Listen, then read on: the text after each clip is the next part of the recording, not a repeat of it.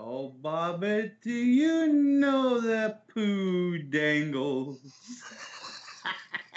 Welcome, everybody, to Wrestling Memories, episode 42.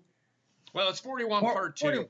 41 part 2 of Wrestling Memories, Stone Cold versus Vince McMahon. The Rivalries. As always, I am your host of the evening, Johnny Sinister.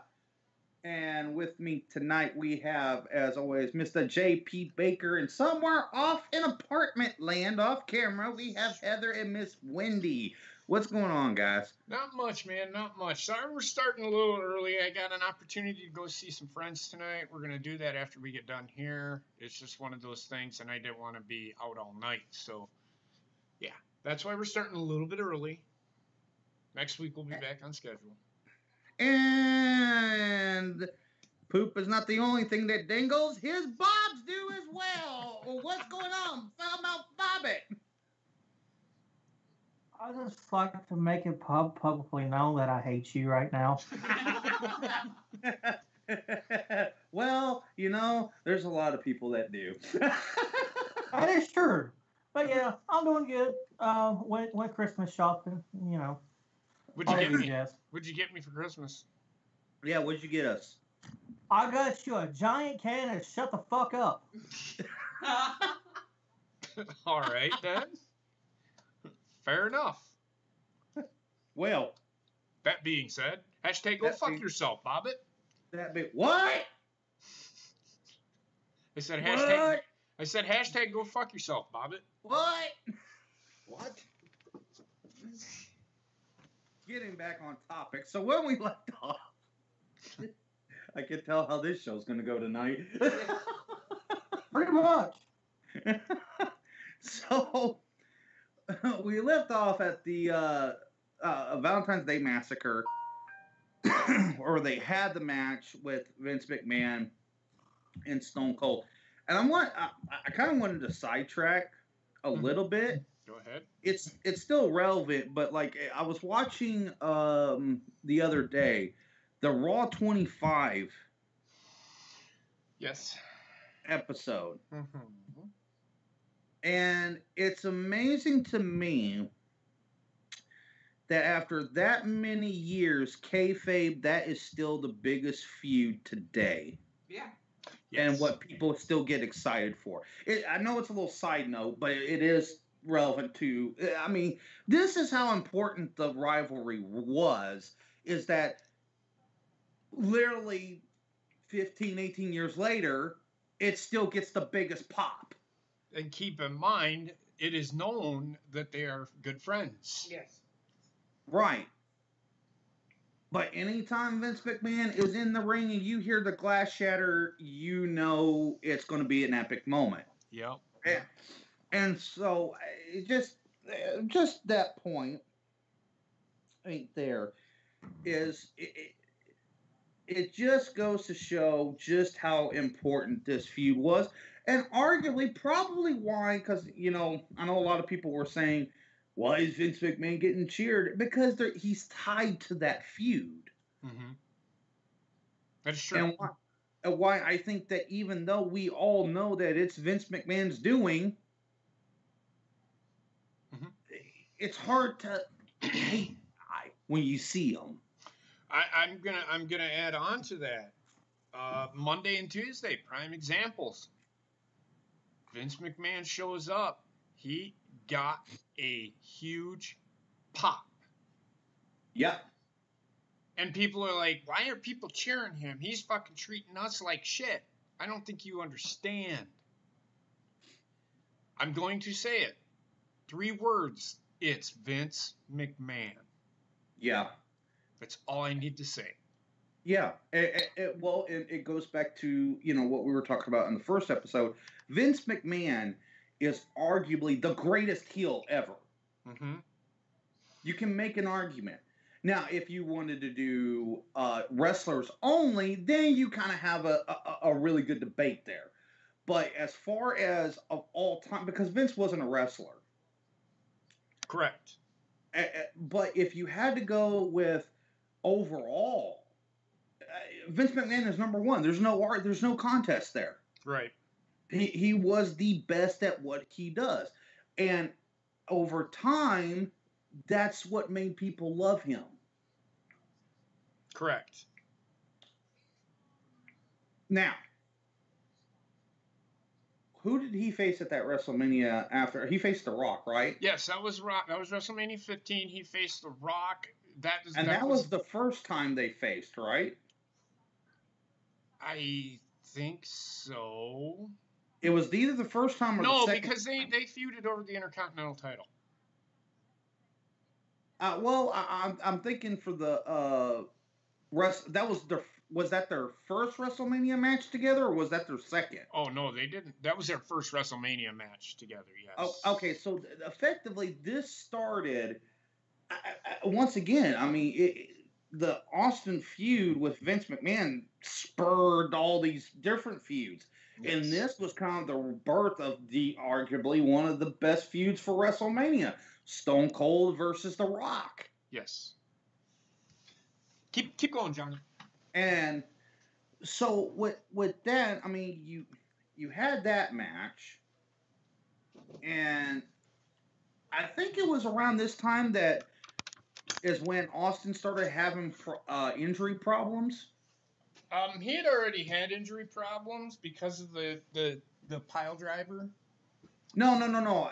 I'm talking about the second time he had to leave. Well, they were stemming from that injury. He was having issues with his neck from pile driver. Right. Wasn't that pretty close right after this? It was a few months. I mean, he had a run with the title. I think it was a 3-month run. I think, if I remember correctly. And then they took the title off of him.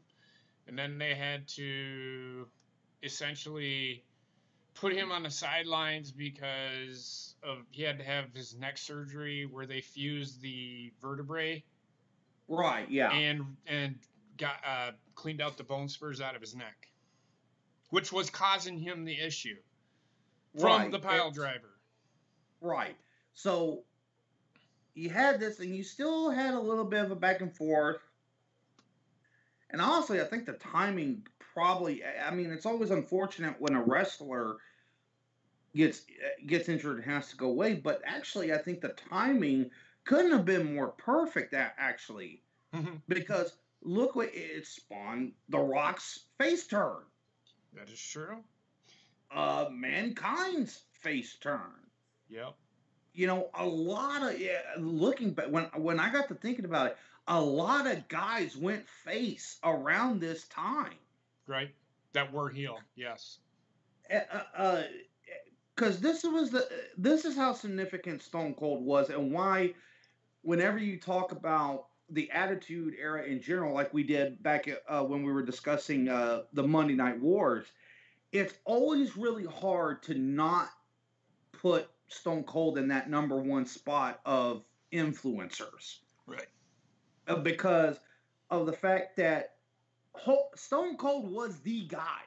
You know, we hear about today of the guy in WWE. Stone Cold was it. Mm-hmm.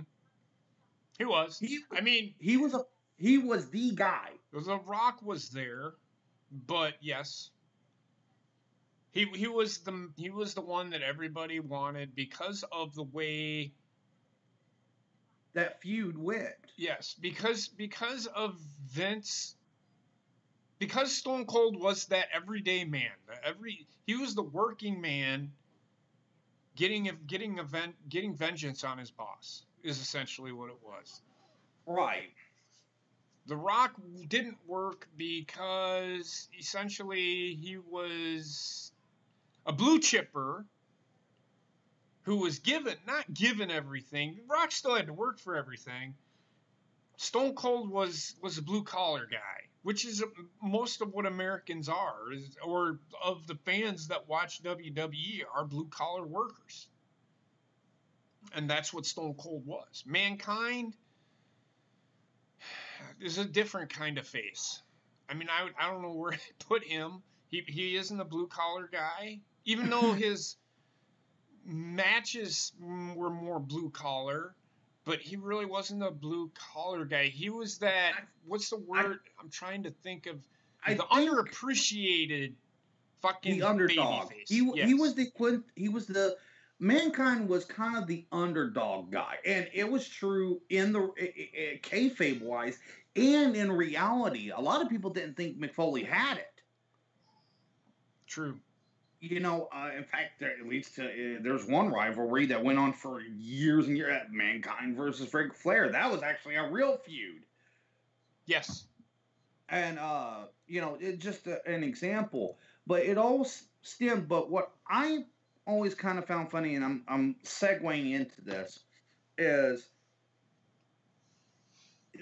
did you ever kind of notice when they were talking about like when the real life feud aspect of Vince and Stone Cold started happening, it was over the exact same thing that initially started the feud. Creative.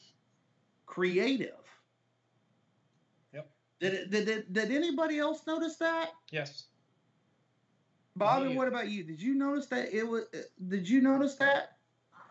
I did, and I thought that was really interesting. So for those of you, and I may be jumping way ahead here, but for those of you that don't know what we're talking about, is when Stone Cold came back, about this time is when the NWO started coming over. Right. And you had the WCW, and Stone Cold had some good feuds with like Booker T. He had some hilarious moments with Booker T. The grocery store. And then and the whole thing is that Stone Cold wanted to go against Hogan. Yeah, so essentially kind of jumping ahead because the whole invasion angle happened, and we'll lead up to that. We'll lead up to it, which we'll get to it, I think. We'll get to the very beginning of, we'll get to that part of the feud. The invasion angle happened, and it was failing. So, right, WrestleMania 17, I think Stone Cold was out. WrestleMania 17 is where he turned heel. WrestleMania 16, he was out. Yeah. He came back, and he won the Royal Rumble, I think. Yeah. And got a match with The Rock again at WrestleMania 17. And Stone Cold by this point was worried that because at this point it was The Rock was taken off, Triple H was taken off, Mankind was there. There were other people starting to come up, and Stone Cold was sitting on the sidelines, worried about not being able to come back. Well, he comes back. WrestleMania 17 happens, and this is where Stone Cold turns heel. Yeah. Which I think would have worked. It would have worked. But Stone Cold will tell you essentially what he would have done is, yes, he would have taken the chair, and he said this, he would have taken the chair from Vince and beat the shit out of The Rock with it, pinned him, and then stunned McMahon in the middle of the ring. Right.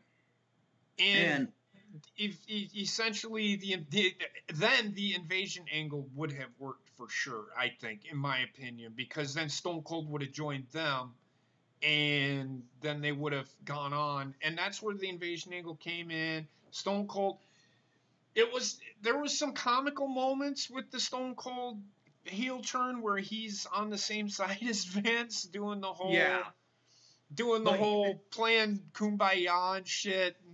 And I mean, there were some funny moments, but it wasn't believable.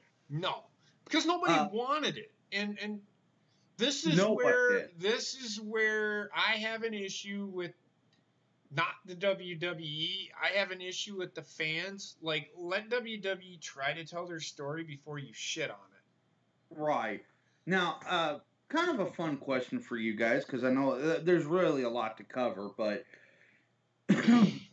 what was your favorite Stone Cold Vince McMahon moment? And Bobby, I'll let you go first. Let me preface that question for a second. I'm gonna tell you what I did with Stone Cold turned heel. Like, I didn't get that like I said, we didn't get pay-per-views here until the network came out. So I heard about it at school the day after it happened. I legit hated Stone. You got this time. I was a kid. I thought this shit was real.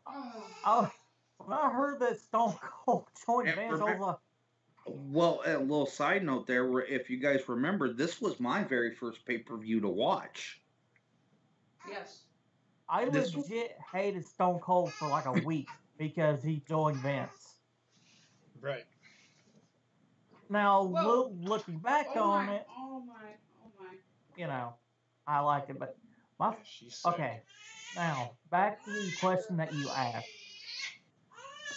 Oh, it's so hard because there's so many moments I love. Hold on a second.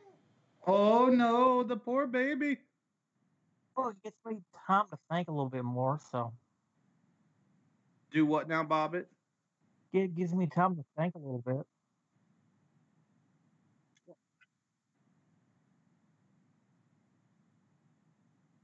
No, it's okay. Meanwhile, over here at the Colbone Show, we have a little disclaimer that you will occasionally hear a crying baby. And it's not Trickster. And it's not Trickster, who unfortunately cannot be with us tonight. Yes! No. Okay. Go ahead. Alrighty. All right, so... If I had to boil down all my favorite moments into just one, it would be the fucking monster truck. Okay, yeah, that was good. The what? Moment. Say that again. The monster truck segment. Okay. My favorite moment would probably have to be the beer truck. Okay. Or the very first time that he stunned Vince. Both. I mean, there's so many really good moments. We probably should have done like top 3. Yeah. Actually, let's do that. Okay, but you've given me, Bobbit, what's your top 3 moments? Okay, now that I can do a little bit easier. The monster truck segment, the one with the Zamboni, and the cement and the Corvette. Okay. JP, what about you? What's your top 3? Number 3 would be the cement truck.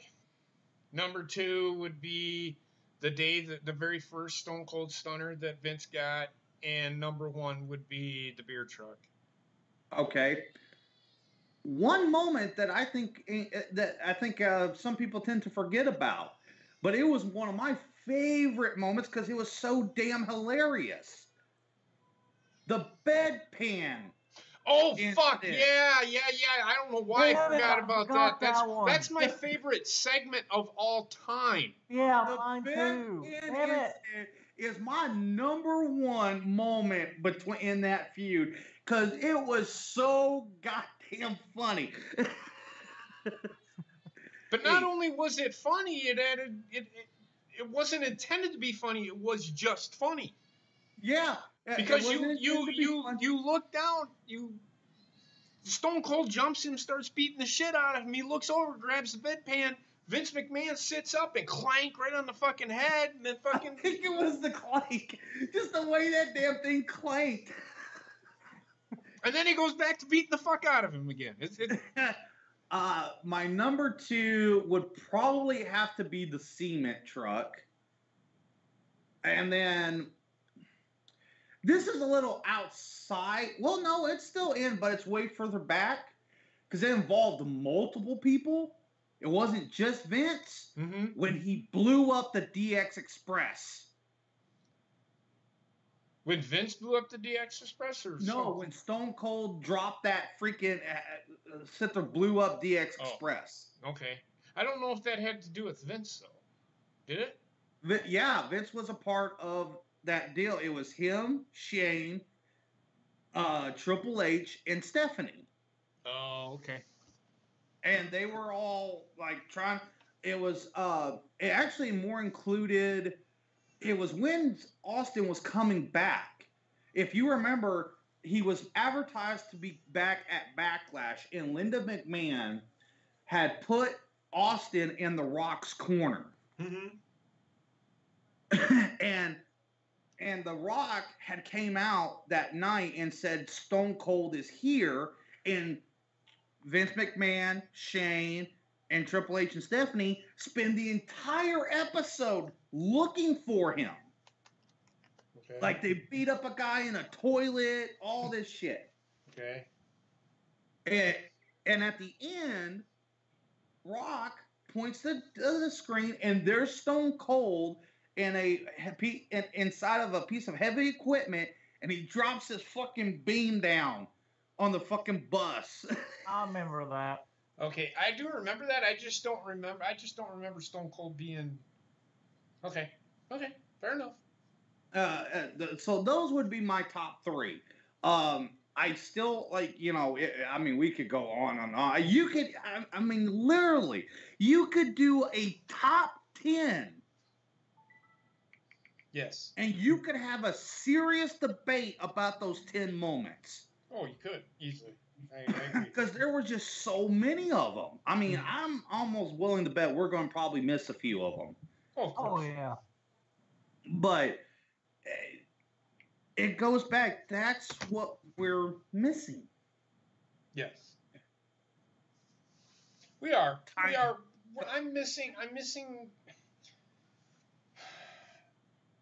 There's people out there, and I know we're going back to today.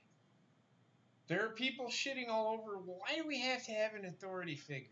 Because it adds realism to the fucking story. Yeah. I don't mind the authoritarians. They just got to get their comeuppance. That's the thing. That's the thing that's not fucking happening. A little off topic, but a good example of this. This is why the Ronda versus Stephanie worked so well. Yep. And why people were like, why people got behind Ronda is because Stephanie got her comeuppance. That's how you do an authority figure right. They actually did it right. They're trying to rewrite things, I think. So yeah, it would have. To me, it didn't work because they're trying to rewrite the Stone Cold Vince McMahon argument or feud.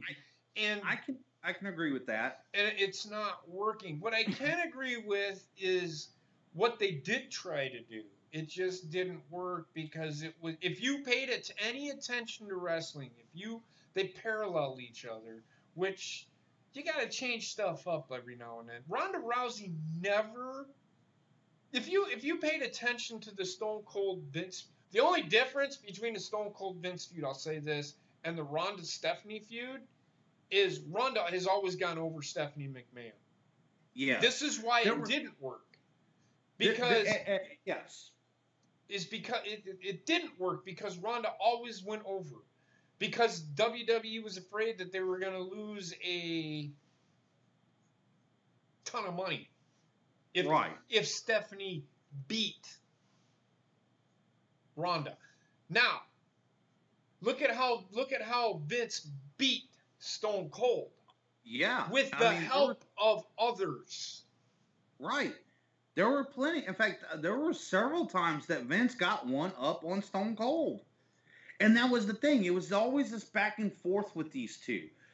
on the kayfabe side. Yep. It was a back and forth. Vince would go over, Stone Cold would go over, and then Vince would go over a couple of times, and then Stone Cold would one-up him, and it was just this constant back and forth, and it was just that perfect were there mistakes done in that feud? Yes. I mean, we kind of hinted at it already about him turning heel. Yep.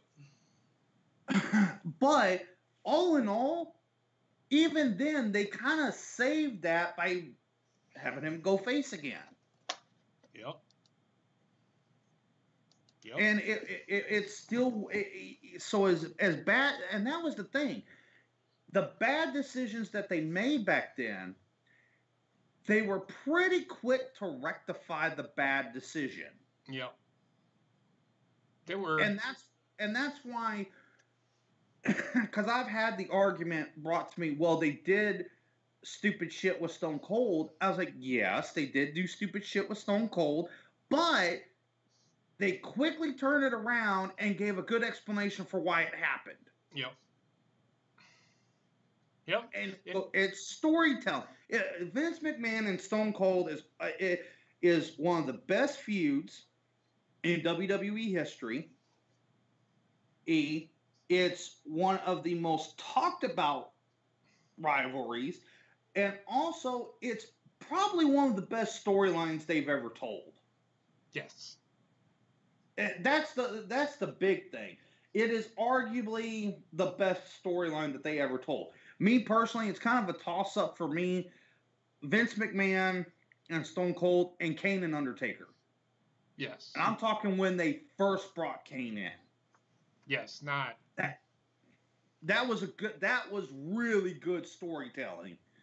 So I mean, but I think Stone Cold and Vince does beat it out because of the fact that there was a smidgen of realism. And even Vince McMahon said it himself.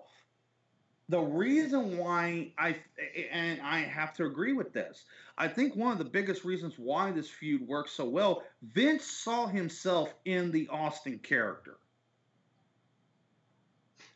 Yeah, how did they explain it? 90% of it was Stone Cold. And 10%. The 10%, like the little nuances, which is the 10%, was Vince. Right. And what I mean, what to clarify, because Vince even said, he goes, I could relate to the character because I did the same thing. I bucked against the system. Mm-hmm. And so he saw himself in that character, which is why I think Vince was able to get into it. Yep. Ultimately, and you look at Vince, and this is people shit on the guy, and again, a lot of the characters that are created, you look at, who do you think created the $1 Million Man? It definitely wasn't fucking Ted DiBiase. No. It was Vince McMahon. Why? Well, Why? Because Vince McMahon was the $1 Million Man. His whole idea with and this is kind of going off topic, but this is why Vince. People need to stop shitting on Vince, because I think he's one of the great genius minds of wrestling. Right. He's him and Dusty Rhodes. I would say the big three for me, as far as the brilliant minds of wrestling: Vince McMahon, Dusty Rhodes, and Paul Heyman. Yep. Those are the big three guys, which is why anytime I get to hear a Paul Heyman interview, I listen to it because of the fact that he has such an in-depth knowledge. I would love to spend 5 minutes in a room with that guy just to pick his brain about what he knows about wrestling. I'll add one more person to that, Eric Bischoff. But I would put, and I know we're a little bit off topic, but it's fine because this is a good topic. there's only one reason why I don't put Eric Bischoff. I would definitely put him in the top 4. Oh but he no, would be- that's I'm not saying if you wanted to go top 5, I would go Dusty Rhodes, Eric Bischoff. Well, Eric Bischoff, Dusty Rhodes, Paul Heyman, Vince McMahon, and what was the other one that we talked? I forgot. Who are your top 3? My top 3? Yeah. For me, and it may be a little, well, and I'll explain why he's my number 1. Paul Heyman would be my number 1 guy. Vince would be number 2. And then Dusty Rhodes would be my number 3. The reason why I put Paul Heyman as the number 1 guy is he thought of a lot of this stuff up before Vince and Eric Bischoff ever did. Well, I will go one further and say Vince is number 1. Why? Because he was successful at it. Paul Heyman was successful in the beginning, but he just couldn't. He didn't have, and two, it might have been money, in a money thing. He explained, actually, if you go back, there's an interview that Austin did with Paul Heyman, and he explained what happened with ECW. It had nothing to do with the content. It had to do, they couldn't get distribution. Yes, because of the pay-per-view thing. He needed to get paid for the pay-per-view, and they said, no, you got to do another one before we pay you. And he said, well, I can't do anything without that fucking pay-per-view money. Right. I'm essentially dead if you don't pay me. Right. And so I don't really fault Paul for that. I'm not faulting Paul Heyman.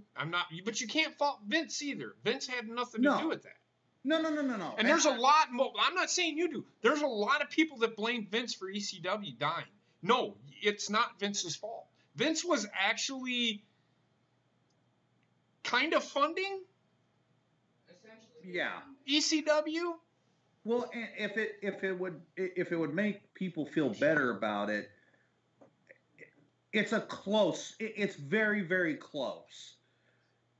Like I said, I'm a little bit more biased towards Paul Heyman, which is why he's not my number 1. Mm-hmm. But if Vince would be Vince is very, very close. I mean, it may be just a minuscule less on why I put him at number 2, just for the simple, not that I always can see the point.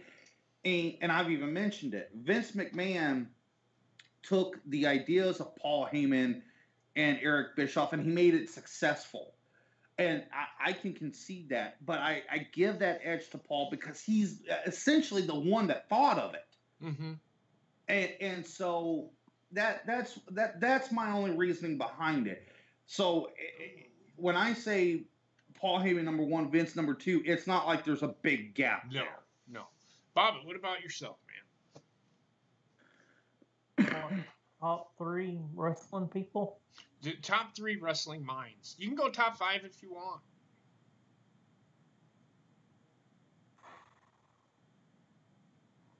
Number 5 would be...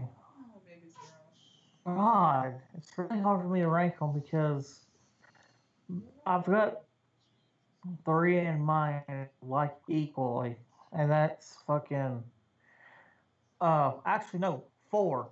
Bruce Pritchard, Bobby the Brain Heenan, Vince, and Eric Bischoff. Okay, now keep in mind that Bobby the Brain Heenan and Bruce Pritchard didn't think of anything. They gave ideas to Vince, but they didn't think of it. Essentially, what we're talking about, like Gato, a booker, is probably in my top 5 of wrestling minds right now, today. Right. Or even of past. I mean, I can't think of any. Vern Gagne his fucking genius. He was a genius when it came to wrestling. But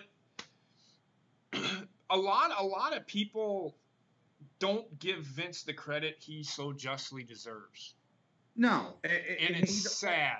And it's because of what's going on today. They don't get the whole fucking picture. To give you a good example of this, and you're gonna love this because I'm gonna tie it all back in to the feud. Paul Heyman, the initial concept of the Stone Cold character happened in ECW. That's true, because he just let Stone Cold go. Just let Steve talk. The perfection of Stone Cold was because of Vince McMahon. Yes. Totally agree. Cannot disagree 100%. And that's why it worked. The seed was planted, and Vince cultivated that seed. Yes, he did. And I think that's they made mention of that. Did you like that? Did you like that tie-in? That was actually pretty good. I do have my moments. You do. You do. But yeah, I mean, so essentially Stone Cold and Vince became friends, and this is when Kurt Angle joined their little storyline. And this Kurt Angle, his comedic genius as well. What's the matter, Bobbit? What? When we were dying laughing, remember Kurt Angle's tiny hat? Oh, the hat? Oh, God. When he starts singing Jimmy Crack Corn and I Don't Care? But, and of course, right about this time is when, in real life, Stone Cold had married Deborah McMichael. And their marriage was rocky from the get-go, and they were both having issues. They ultimately turned the invasion angle. They turned Vince. Stone Cold went with the fucking ECW, WCW, and that's how they got back into their feud. But it kind of roles reversed. Right. Yeah. Stone Cold was still a heel. Vince ultimately becomes kind of the face on the invasion angle, and then was it Survivor Series? Kurt Angle go. Yeah. Kurt Angle cost Stone Cold the match, and then the fucking double turn happened again the very next night on the fucking Raw. Yep. Stone Cold became a face. Vince McMahon became the heel. And this is when, just like a few months before Stone Cold left, because this is when the real life feud started. And what was funny about and to kind of wrap it up, because what was good, and it goes back to my original point of why this works so well, is because even while he was heel, the fans wouldn't boo him. Correct.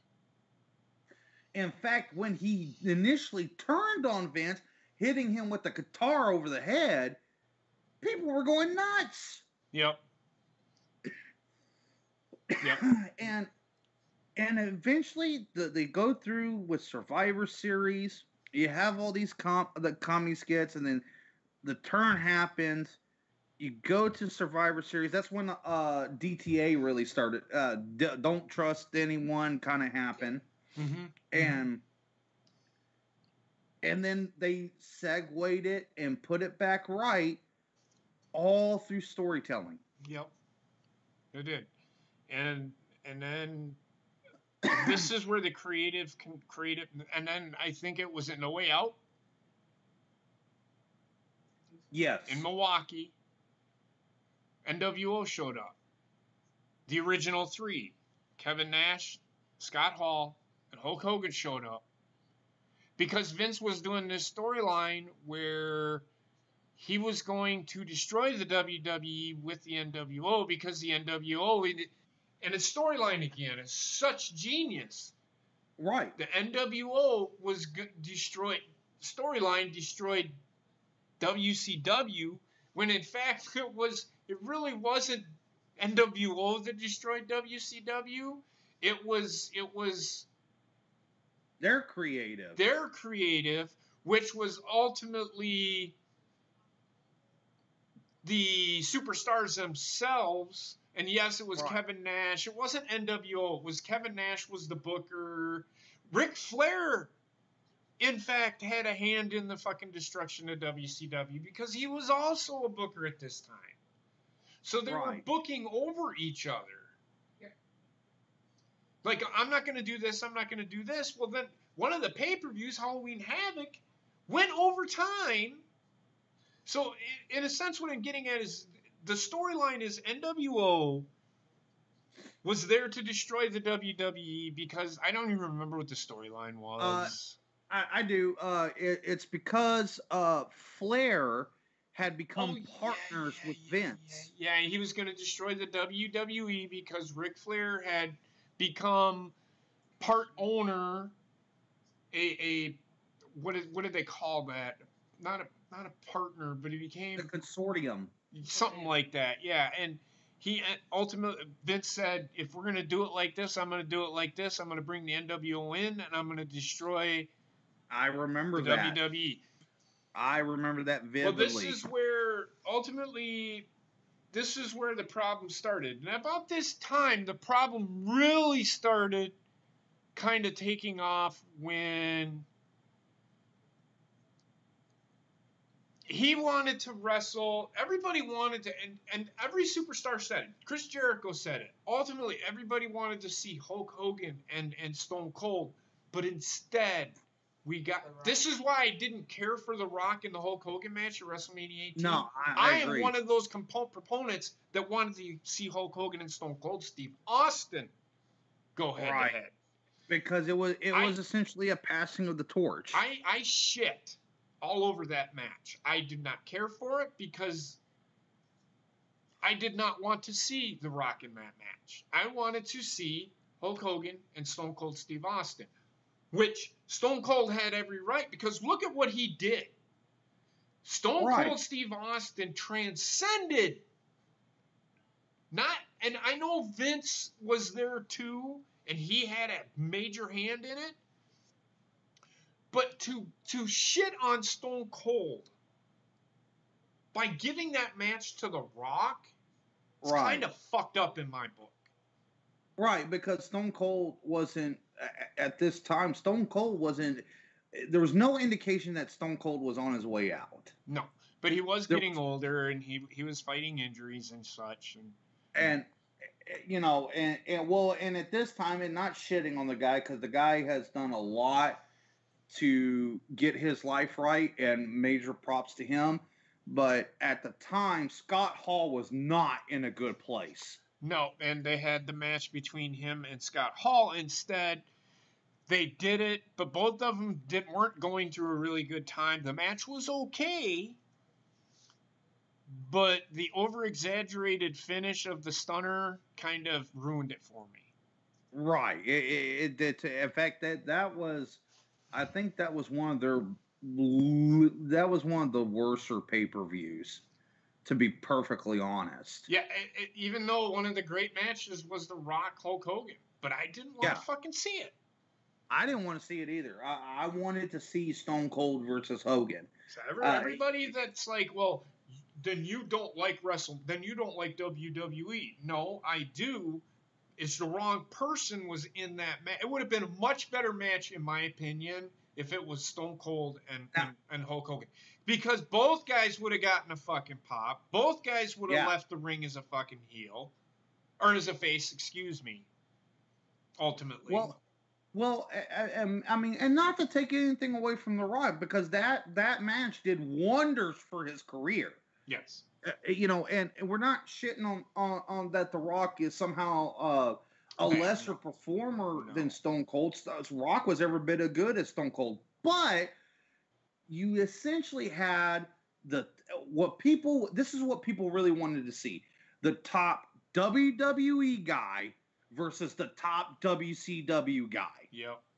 That's essentially what it boiled down to. Yep. It wasn't anything against The Rock. No. But The Rock wasn't the number one guy. Nope. At the time. Nope. And essentially, this is where the real problems start between Stone Cold and Vince, because the Rock, the Stone Cold, ultimately they'd be going, okay, this is what we're gonna do here, and Stone Cold would be like, okay. When everything came to a head was the night that they were having a King of the Ring qualifying match between Brock Lesnar and Stone Cold. Stone Cold said, so we're not going to have any build to this match. You're just going to beat me so that you can put this guy over. Right. Now, keep in mind, Stone Cold said, I don't mind putting him over, but I want to put him over where there's a build. You don't give this fucking match away. Right. And they said, so he said, we're going to do this. I'm not going to be at Raw. Ultimately, Stone Cold did not show up, and this is where the real-life feud started. Right. And with that being said, that's a good place to stop it. Sure.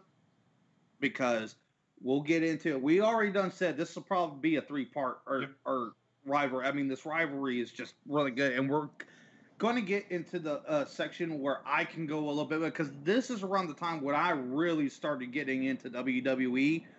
So, there's a lot there that I'm aware of. Okay. But up until this point, which a lot of people, and I will speak to one thing, there was a lot of wrestlers that did not blame him for that. No. They just thought how he did it was wrong. Yes. I think Mark Henry was the one that said it. Yes. I don't fault him for being angry. I just hated how he handled it. Yes. That is ultimately what was said. So with that being said, Bobby, you got any final thoughts? No, I'm good talk, Bobby. I'm excited for part 3. Good talk, Bobby. What? No, you're good. He's just giving you shit. JP, what you got? Any final thoughts, brother? I mean, I know we've kind of ran through it. A lot of the feud, the second part of this, Stone Cold really was hurt most of the time, and really the people shit on the fucking heel turn. The ultimate dumb feuding was. Part of it was Stone Cold fucking being heel and Vince McMahon being a face. Ultimately, this part was essentially to get us to where we're going next week. The one thing I will say, people do shit on that heel turn, but not as badly as they've done on other stuff. That was probably the least amount. Austin heel turn was probably the least shit on. Well, I mean, I didn't shit on it. I thought it was a great heel turn. Because it was Stone Cold was getting boring. Well, and here's the thing, and here's my thing. It also brought that other side of Stone Cold out, that comedy side that is actually really freaking hilarious. Well, what did I call it? The psychotic. What do you call that? The stalking psychotic, friend. Yeah. Where there's the creepy best friend. The creepy best friend, because Tori Wilson, there was a segment with Stone Cold, Tori Wilson and Kurt Angle where he's standing there talking to Tori Wilson, and he just pushes her out of the way, walks up to Vince and hugs him. Yeah. And just has that fucking just blank fucking stare on his fucking face, like I love you, man, kind of fucking stare. It was great. But I agree with Stone Cold when he said, and I didn't think about this when they were going to do it, because, WrestleMania 18, that was 17 years ago. I was 29, so I was probably in the middle of my binge drinking stage. So I was kind of in the loop with WWE, but I was really out of it because I was drinking all the time and not going through a really rough time with the the wife that I was with at the time. So it was weird, but it was ultimately, I agree with Stone Cold, I agree with him on I would have probably done it differently. I would have beat the shit out of Rock in the middle of the ring the same way that it was planned, but then I would have stunned Vince. Right. I agree. And then joined ECW, WCW with the invasion angle, which happened, I think it was like the following week or something like that. Something like that. I can't remember. I can't exactly remember, but with all that being said, guys, be sure to check us out tomorrow for This Week in Wrestling. We'll be talking about all this stuff. We got a lot to talk about this week. We're going to be booking the women's division. But we're going to be booking that. And we'll talk a little news, what we've seen this past week. We'll talk about that. And then we got a new fucking Bobbit. Go ahead, it's your show. What do you got? Ooh, I can talk. Yeah, okay. It's a new segment. Every week from now on, I'm going to build a WWE trading card collection because I haven't had a card collection since Pokemon days. So I got 3 packs of this. So every week I'll be opening up a box. I might open up 2 boxes tomorrow. Just to, as a thanks to the fans who keeps watching the show. Yeah, the boxes might change as weeks go by. So yeah. Okay. It's going to be called What's in the Box. Every week there'll be a new trading card box I'll open up. Like a dick in a box? Good God, this is almost like Good God, this is almost a Trek moment. No. And also, if I get an Oscar autograph in one of these, fuck yes. Okay, I thought he was going somewhere else with that. I thought he was going somewhere else too with that, but okay. So with that being said, guys, so be sure, if you ain't subscribed yet, please subscribe, leave a like, share the video out. We always appreciate everybody in the chat. Big shout out to you guys. On my end, of course, we'll be streaming tomorrow over on Twitch. Be sure to come over and check me out over there, and I'll be streaming this weekend in as well. So be sure to come in and say hi, all that good stuff. And with that being said, guys, thank you so much for coming out. We greatly appreciate it. Ate it. You guys have a wonderful evening, and we'll see you guys next week for part 3, Stone Cold versus Vince McMahon. You guys have a wonderful night. Bye-bye now.